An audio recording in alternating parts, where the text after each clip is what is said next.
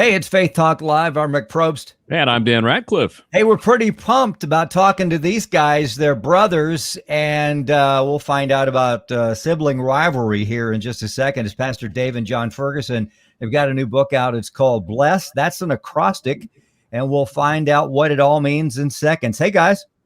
Hey, Rick. Hi, Dan. Good to have you guys. You guys also pastor the Community Christian Church in the Chicago area.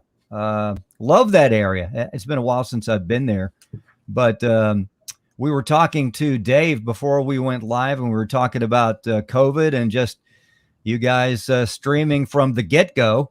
And pretty soon you're going to be meeting in your auditorium, your building, your sanctuary. And you're pretty excited about that, would you say?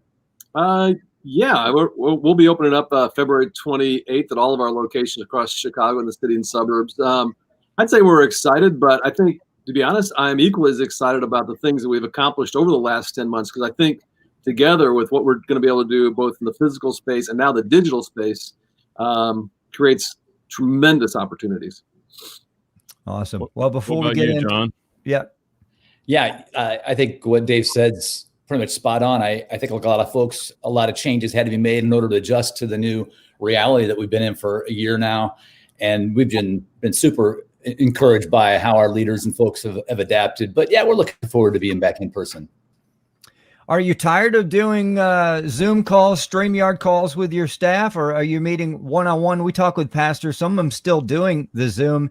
And, there's this whole thing about the Zoom burnout, which I can understand because, we do this. We've been doing this for what, Dan, 10 months now. Yeah. And we're actually able to reach more people, talk to people like you, instead of saying, hey, John, can you and Dave come down to Atlanta? We can't pay you anything, but can you come down and be in the studio? But for us, it's really working well. Well, what have you found? We've found that in some ways, there's some things that, like even small groups, like think about it, if you're trying to get people connected into small groups, which is one of the primary tools that we use. What we found is, it saves you probably, 15 minutes to half hour on each end of commuting. And also, if you got kids, it saves you on childcare. And I mean, it just makes it a lot more accessible. So I think everybody, by just the way we're made, we desire relationships and we want to be, flesh on flesh.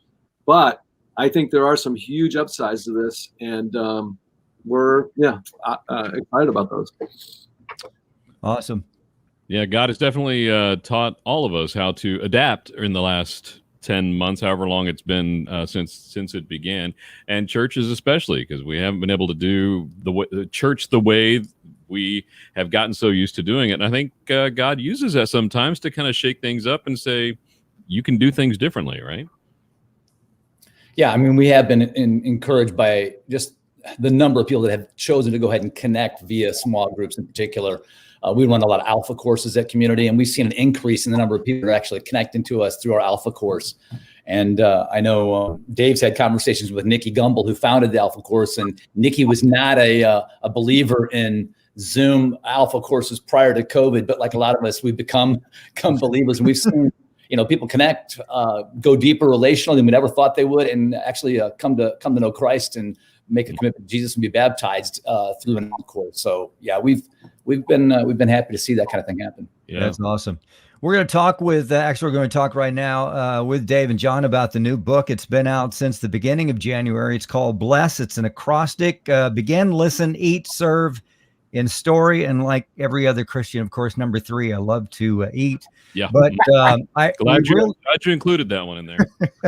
It's 5 everyday ways to love your neighbor and change the world. One of the endorsements says it's not gimmicky, weird, or forced. Thank you, fellas. Thank you, guys, because I'm tired of the gimmicks. I think we all are. But let's begin. Who wants to start off with the acrostic? Jon? Jon, go ahead. Okay. I don't know. Maybe it'd be good if we just backed up, if you don't mind. Yeah, sure. And tell you how we came up with it. Dave, why don't you give them a little background first?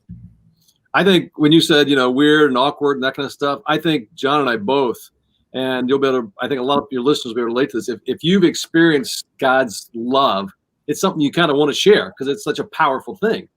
But I found that I kept forcing it on people, and particularly with my words. Like I'm trying to, I was always told to witness or share my story and that kind of stuff. And it just created awkwardness and weird conversations and relational kind of miscues. And so I got to the place where, okay, I'm not doing that anymore. I'm just going to live my life like Jesus. And I think then I swung that way, and it was like nobody really noticed.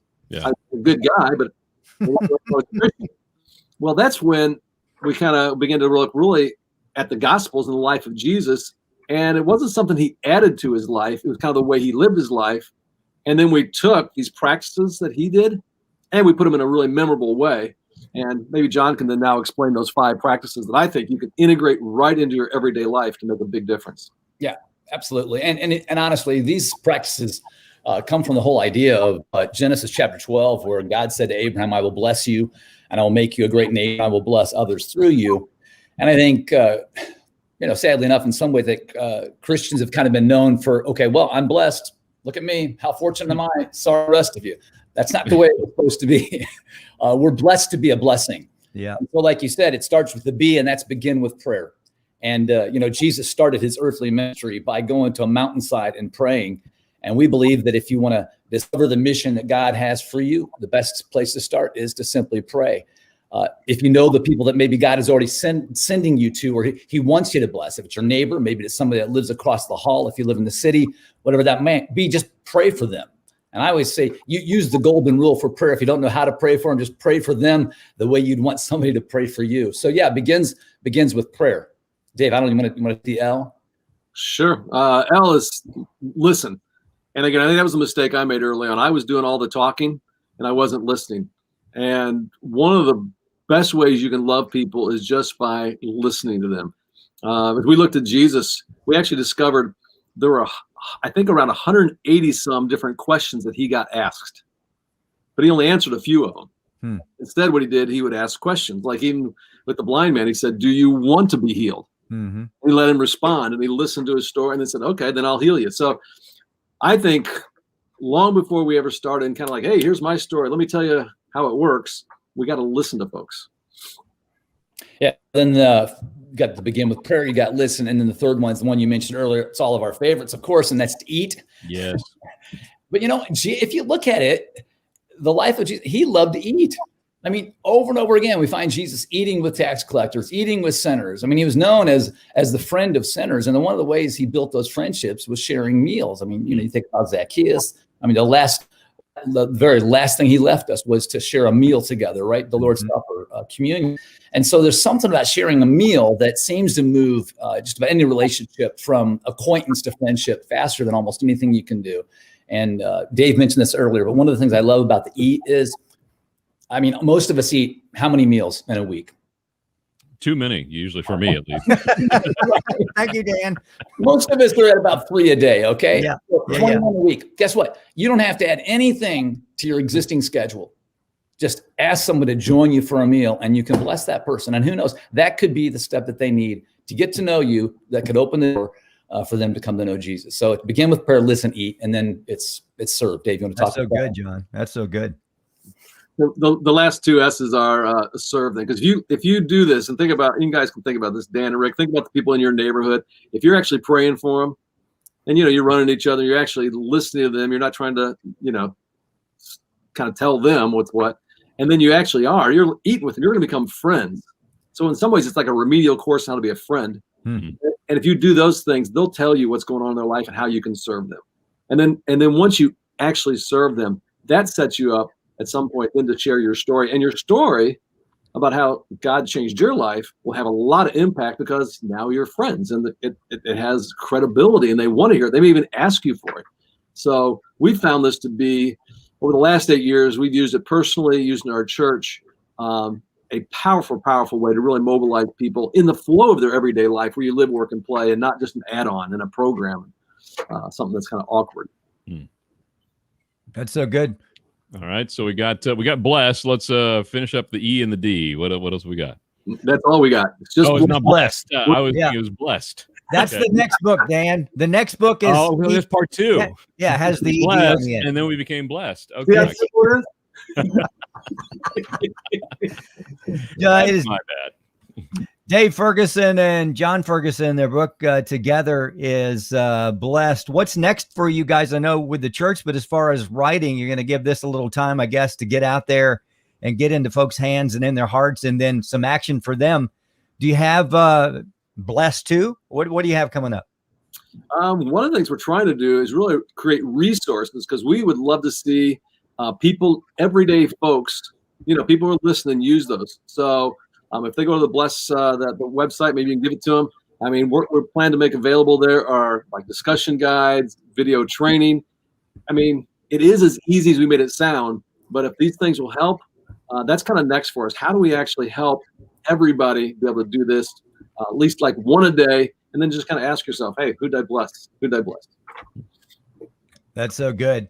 Check out the website. It's bless dash, was it dash or was it, what was it? It was a dash, bless-book.org, bless-book.org. That's the landing page. And DaveFurgison.org. I'm going to assume, and I hate to do that, it's JonFurgison.org. Is there such a thing? There is such a thing. All right, before we go to a break, growing up, who got in the most trouble, Jon or Dave? Go. Well, you know what? I let him lead the way as being the firstborn. So I decided to lead the way and being the most troublemaker. So. I told you, see, right there on the yep. The older brother takes him to the chin.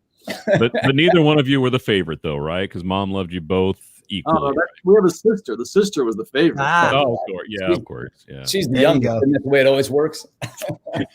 You guys are a huge blessing. We appreciate you. Thank you for your obedience, your passion, and just God's touch all over your life. And thank you for helping all of us. And again, I love the no gimmicks, not being weird and forced, because I think that confuses all of us. So check it out. The book is great. We'd love to pick up maybe in a couple of months and check in with you guys. And we can talk more about the book. We can also talk about, hey, everybody's back in church, how that's going for you. So we appreciate you. Let's take a break. We'll be right back. I'm Rick Probst. And I'm Dan Ratcliffe. This is Faith Talk Live.